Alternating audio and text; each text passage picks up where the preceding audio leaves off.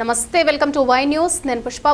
This news sponsors by Sri Krishna Enterprises. Railway station ఎదురుగా మా వద్ద అన్ని టీవీలు, ఏసీలు, ఫ్రిడ్జ్లు మరియు అన్ని రకాల ఫర్నిచర్ హోల్సేల్ ధరలకు అమ్మబడును.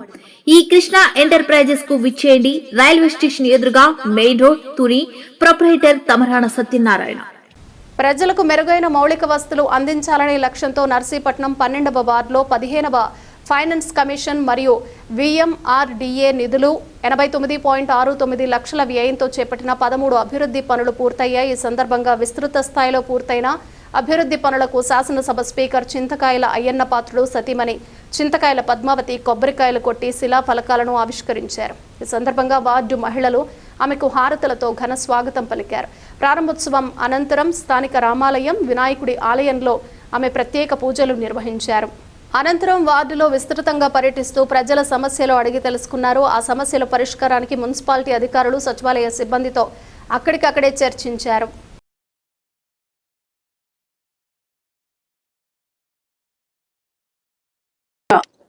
రాష్ట్ర ముఖ్యమంత్రి వర్యాలు గౌరవనీయులు నారా చంద్రబాబు నాయుడు గారికి, అలాగనే మన స్పీకర్ గారు అయ్యన్న పాత్రి గారికి, అలాగే కూటమి ప్రభుత్వం పెద్దలందరికీ కూడా పేరు పేరున నమస్కారాలు, ధన్యవాదాలు తెలియజేసుకుంటున్నాం. మరి అలాగనే ఇక్కడికి ఇచ్చేసినటువంటి 28 వార్డుల ఇన్ఛార్జీలు అందరికీ కూడా, అలాగనే పాత్రికేయ మిత్రులకు, ఇక్కడ 12వ వార్డు అందరికీ కూడా పేరు పేరున నమస్కారాలు, ధన్యవాదాలు తెలియజేసుకుంటున్నాం. మరి ఈ వార్డు ఇన్ఛార్జ్ సుశీలమ్మ గారికి, అలాగే దాస్ గారికి, త్రినాథ్ గారికి, శ్రీరామూర్తి గారికి, సత్యబాబు గారికి, గంగునాయుడు గారికి, చంటి గారికి, లోవరాజు గారికి, రాజా గారికి, మణీధర్ గారికి, రమణ గారికి కూడా ప్రత్యేకమైన ధన్యవాదాలు తెలియజేసుకుంటున్నాం. మరి ఈరోజు మనం అందరం కూడా 2 సంవత్సరాల క్రితం నేను ఎమ్మెల్యే ఎలక్షన్కి క్యాంపెయినింగ్ చేయడం జరిగింది. మొత్తం మున్సిపాలిటీ అంతా చేసిన తర్వాత చూసి మాకు చాలా బాధేసింది. ఎందుకంటే ఎక్కడికి వెళ్ళినా సరే చెత్తతో పేరుకుపోయి ఉంది మున్సిపాలిటీ. అది ఒకటే కాదు, లైట్లు లేవు, ఎక్కడికి వెళ్ళినా లైట్లు కనిపించేవి కాదు.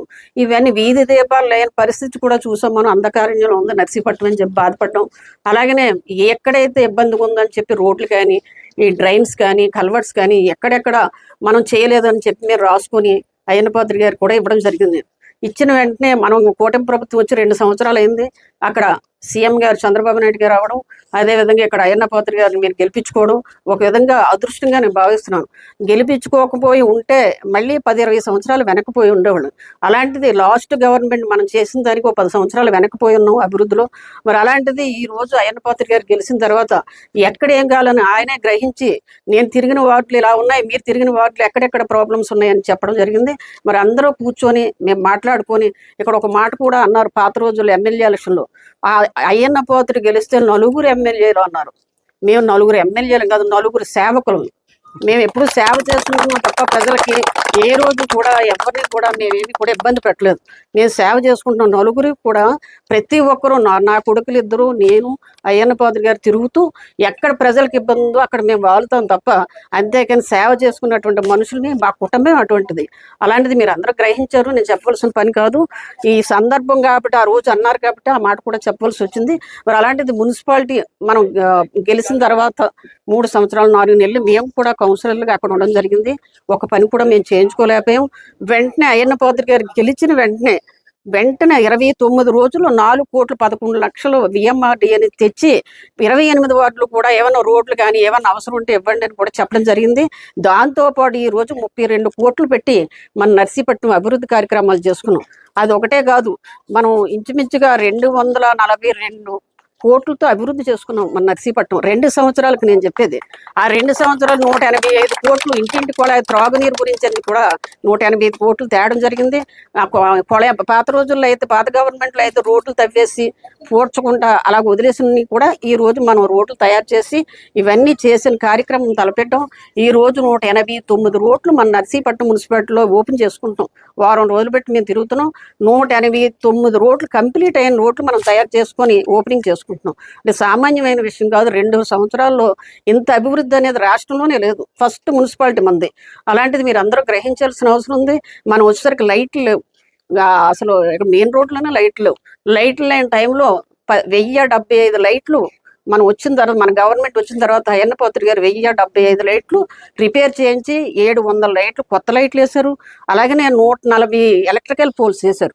మరి ఇవన్నీ మనం ఎంత అంటే నేను ఏమంటున్నానంటే మీరు మంచి వ్యక్తిని ఎంచుకున్నారు కాబట్టి, సెలెక్ట్ చేసుకొని గెలిపించుకున్నారు కాబట్టి ఇంత అభివృద్ధి కార్యక్రమాలన్నీ మనం చూస్తున్నాం. మిషన్ అంటే దోమలకి నిర్మూలించడానికి ఒక మిషన్ ఉంటుంది.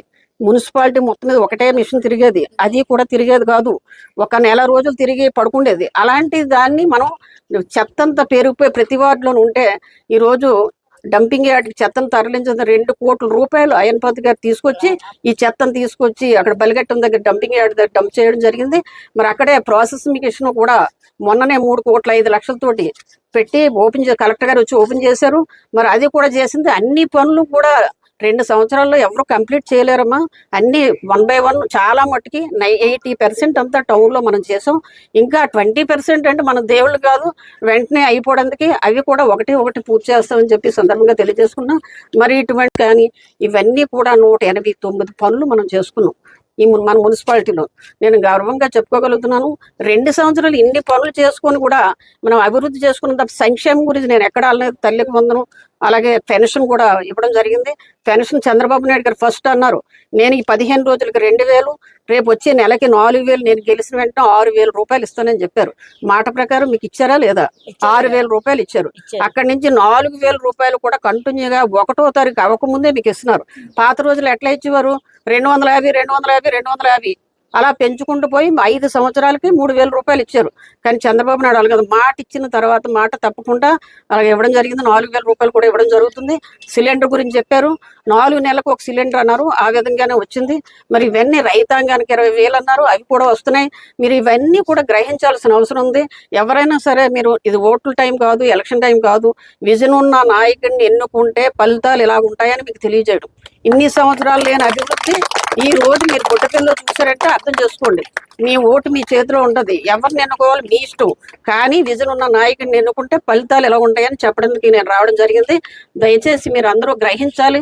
ఎక్కడైనా ఏమన్నా పనులు ఉంటే మీరు అక్కడ సచివాలయం జరిగి మీ నాయకుల దగ్గరికి వెళ్ళి ఎస్టిమేషన్ వేసి ఇవ్వండి, తప్పనిసరిగా చేస్తామని చెప్పి సందర్భంగా తెలియజేసుకుంటూ, మన మున్సిపాలిటీ గురించి గ్రేడ్ తరుణ్లో ఉండేది, గ్రేడ్ తరుణ్లో ఉంది ఇప్పటి వరకు మున్సిపాలిటీ. ఇప్పటి వరకు అంటే మొన్నటి వరకును ఉంటే మరి అప్పుడు ఉన్నటువంటి వీరందరూ అప్పుడు చైర్మన్ గారు అవ్వచ్చు, కౌన్సిలర్లు అవ్వచ్చు, వైఎస్ఆర్సీపీ సభ్యులందరూ కూడా తీర్మానం చేయమంటే మాకు అవసరం లేదు గ్రేడ్ 1 అని చెప్పేసి ఒక లెటర్ రాసి మేము ఒప్పుకోమని చెప్పి తీర్మానం చేయడం మానేశారు ఆ రోజు.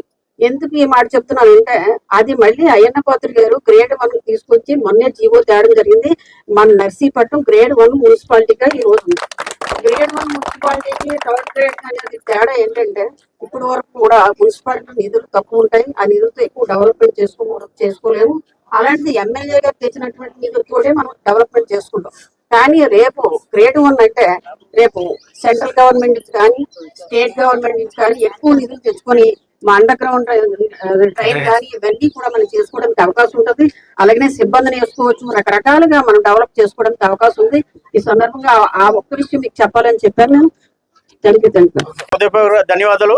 అలాగే ఇక్కడికి వచ్చిన గౌరవ శ్రీ పద్మావతమ్మ గారు హృదయపూర్వక ధన్యవాదాలు తెలుపుతూ, అలాగే వచ్చిన పెద్దలందరికీ కూడా ధన్యవాదాలు తెలుపుతూ, అలాగే మీడియా మిత్రులకు కూడా ధన్యవాదాలు తెలుపుతున్నాం. ఈరోజు కూటమి గవర్నమెంట్ వచ్చి 2 సంవత్సరాలు పూర్తవగా మన 12వ వార్డులో సుమారు ఒక 12 రోడ్లు సీసీ రోడ్లు పూర్తి చేయడం జరిగింది. అలాగే 2 డ్రైన్లు, అలాగే 2 కలాట్లు కూడా చేయడం జరిగింది. సుమారు 90 లక్షలు ఈ 2 సంవత్సరంలోనే 12వ వార్డులో ఓన్లీ 12వ వార్డులో సంబంధించే 90 లక్షల వరకు జరిగింది. ఓన్లీ 12వ వార్డులోనే. అంటే మన కూటమి గవర్నమెంట్ అలాగే శ్రీ గౌరవ స్పీకర్ గారు అయ్యన్నపాత్రి గారు చొరవతో ఈ కార్యక్రమాలన్నీ జరిగాయి. అలాగే విజయబాబు గారు, అలాగే రాజేష్ బాబు గారు అండదండలతోటి, అలాగే పద్మావతమ్మ గారు అండదండలతోటి ఈ 12వ వార్డు అభివృద్ధి జరిగింది. గత ప్రభుత్వం 5 సంవత్సరాలు కూడా ఇక్కడ మున్సిపల్ చైర్మన్ కూడా ఉండి రోడ్లు డెవలప్ చేయలేకపోయారు, ఒక డ్రైన్ తీయలేకపోయారు, ఒక కాలువ తీయలేకపోయారు. 5 సంవత్సరాలు కూడా గవర్నమెంట్ ఉండి గత వైసీపీ గవర్నమెంట్ అది మున్సిపల్ చైర్మన్ ఉన్న వార్డు కూడా శుభ్రం చేయలేకపోయారు. మన గవర్నమెంట్ వచ్చిన తర్వాత, మన తెలుగుదేశం గవర్నమెంట్ వచ్చిన తర్వాత గౌరవ శ్రీ అయ్యన్నపాత్రి గారు స్పీకర్ అయిన తర్వాత 90 లక్షల గ్రాండ్ మన 12వ వార్డుగా తెచ్చి అభివృద్ధి చేయడం జరిగింది. ఇంకా ముందుకు కూడా ఇక డ్రైన్ల ఇబ్బంది ఉంది, అవి కూడా పూర్తిగా కంప్లీట్ చేస్తారు. అలాగే మన పద్మావతమ్మ గారు కూడా ఎక్కువ 12వ వార్డులో ఉన్న ప్రజల తరపున ఆలోచించి మేము ఎప్పుడు వెళ్ళినా అమ్మ మాకు ఈ రోడ్డు కావాలి, అమ్మ ఈ డ్రైన్ కావాలంటే వెంటనే ఎస్టిమేషన్ వేసి డిఈ గారికి ఏఈ గారు పెట్టి కంపల్సరీగా అది పూర్తి చేయండి అని చెప్పేసి దగ్గరుండి మరి చేశారా లేదని కూడా మమ్మల్ని అడిగారు. అంటే అంత ఈ 12వ వార్డు ప్రజలందరి మీద అంత గౌరవం ఉంది. కాకపోతే 12వ వార్డు ప్రజలందరూ గత 10 సంవత్సరాలు కూడా వైసీపీ గవర్నమెంట్ ఇక్కడ గెలిపించారు. అయినా అలాంటి ఇబ్బందులు ఏం పెట్టుకోలేదు. ఇక్కడ 2 టర్మ్లో కూడా ఇక్కడ వైసీపీ గవర్నమెంటే పరిపాలించింది ఈ వార్డుని 12వ వార్డుని. అలాంటి విభేదాలు పార్టీలకు అతీతంగా, కులాలకు అతీతంగా, మతాలకు అతీతంగా అన్ని పక్కన పెట్టి మొత్తం నర్సీపట్నం అంతా అభివృద్ధి చేయాలనే ఉద్దేశంతో మున్సిపాలిటీ అంతా నెంబర్ 1 మున్సిపాలిటీగా చేయాలనే ఉద్దేశంతో గౌరవ స్పీకర్ గారు అయ్యన్న పాత్రి గారు ప్రాంతాలు చూడకుండా, మతాలు చూడకుండా, పార్టీలు చూడకుండా ఓన్లీ 12వ వార్డుకి 90 లక్షలు ఇచ్చారంటే ప్రజలందరూ ఆలోచించాలి. మీరు 10 సంవత్సరాలు వైసీపీ గవర్నమెంట్ ఇక్కడ కౌన్సిలర్ కింద గెలిచినా కూడా ఏం అభివృద్ధి చేయలేదు. అది మీ ప్రజలందరికీ తెలుసు. గౌరవ పద్మావతమ్మ గారు సర్వతడే ఈ 12వ వార్డులో అభివృద్ధి జరిగింది. గౌరవ పద్మావతమ్మ గారిని ఈ 12వ వార్డు ప్రజలు ఉద్దేశించి మాట్లాడాల్సిందిగా కోరుతున్నాం. అందరికీ నమస్కారం.